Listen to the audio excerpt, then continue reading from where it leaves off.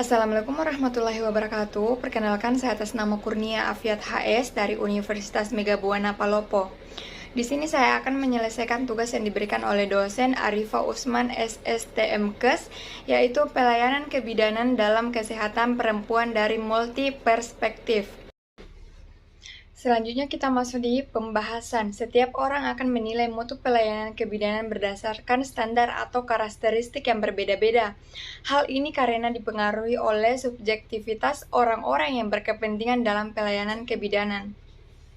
Yang pertama, bagi pemakai pelayanan kebidanan, klien atau masyarakat melihat pelayanan kebidanan yang bermutu sebagai suatu pelayanan yang dapat memenuhi kebutuhan dan diselenggarakan dengan cara sopan santun, tepat waktu, tanggap, dan mampu mengatasi permasalahannya.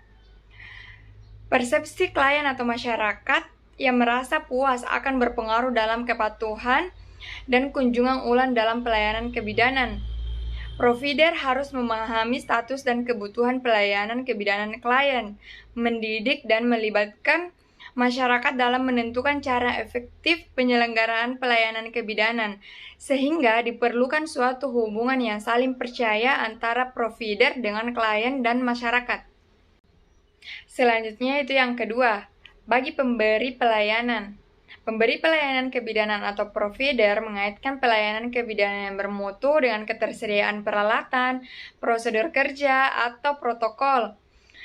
Kebebasan profesi dalam melakukan setiap pelayanan kebidanan sesuai dengan teknologi kesehatan mutakhir, dan bagaimana keluaran atau hasil pelayanan kebidanan tersebut.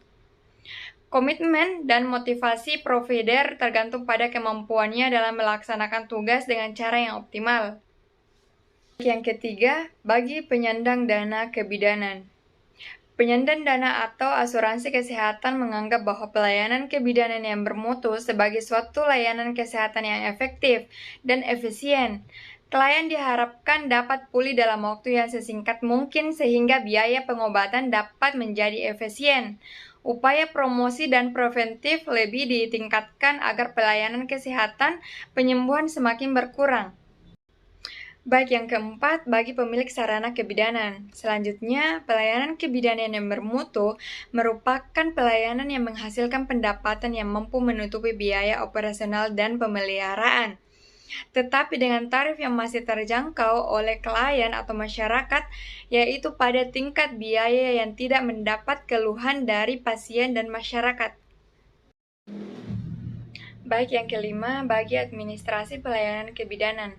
Administrasi dapat menyusun prioritas dalam menyediakan apa yang menjadi kebutuhan dan harapan klien atau masyarakat, serta pemberian layanan kebidanan.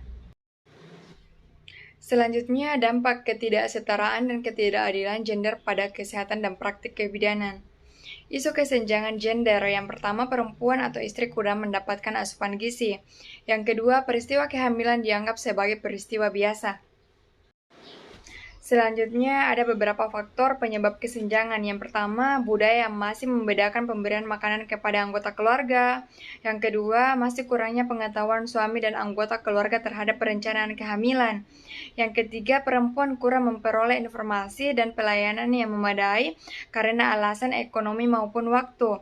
Yang keempat yaitu status dan posisi perempuan yang masih dianggap lebih rendah dan tidak mempunyai posisi tawar yang kuat dalam pengambilan keputusan. Selanjutnya yaitu ketidaksetaraan dan ketidakadilan gender. Yang pertama, ketidaksetaraan gender. Ketidaksetaraan gender merupakan keadaan diskriminatif sebagai akibat dari perbedaan jenis kelamin dalam memperoleh kesempatan, pembagian sumber-sumber, dan hasil pembangunan, serta akses terhadap pelayanan. Yang kedua yaitu ketidakadilan gender.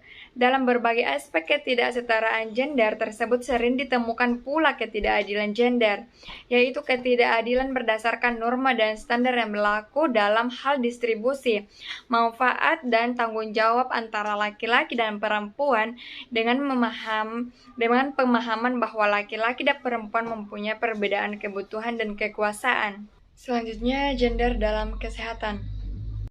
Kesehatan reproduksi mencakup proses reproduksi, fungsi-fungsi dan sistem reproduksi dan semua tahap kehidupan.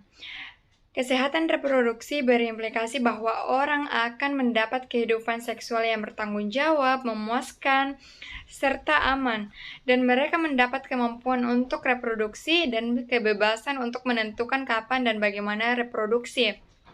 Secara implisit berarti laki-laki dan perempuan mempunyai hak untuk memberitahu dan mendapat akses untuk metode fertilitas yang aman, efektif, dapat dijangkau, dan dapat diterima sesuai dengan pilihan mereka.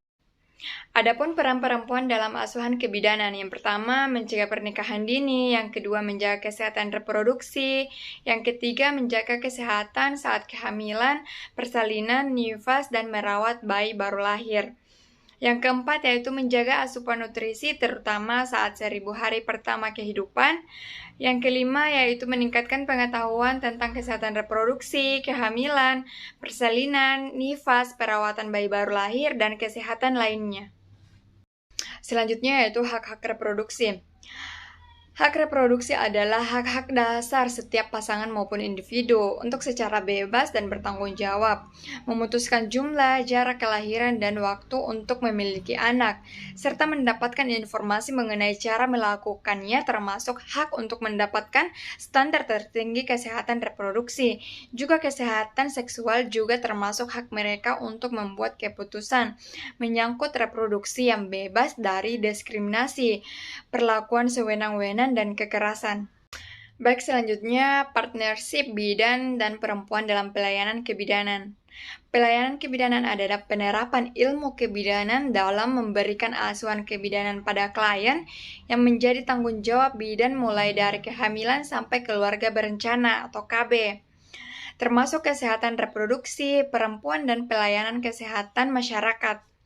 Perencanaan kehamilan, perempuan kurang memperoleh informasi dan pelayanan yang memadai karena alasan ekonomi maupun waktu. Status dan posisi perempuan yang masih dianggap lebih rendah dan tidak mempunyai posisi tawar yang kuat dalam pengambilan keputusan.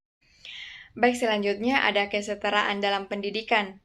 Yang pertama, berbagai bentuk kesenjangan gender yang terjadi dalam berbagai bidang kehidupan masyarakat, terrepresentasi juga dalam dunia pendidikan.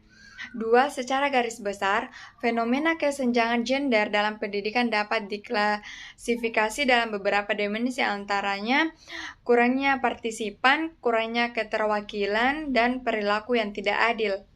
Baik, selanjutnya komitmen. Profesionalisme adalah komitmen para profesional terhadap profesinya. Komitmen tersebut ditujukan dengan kebanggaan dirinya sebagai tenaga profesional, usaha terus-menerus untuk mengembangkan kemampuan profesional. Selanjutnya ada penghormatan. Penghormatan memerlukan peneguhan melalui pelaksanaan standar normatif yang mengakui hak asasi manusia dan hak asasi perempuan. Selanjutnya yaitu kesimpulan, setiap pelayanan kesehatan kebidanan haruslah mengacu pada standar etik pelayanan dan untuk meningkatkan kualitas pelayanan untuk seluruh wanita Indonesia.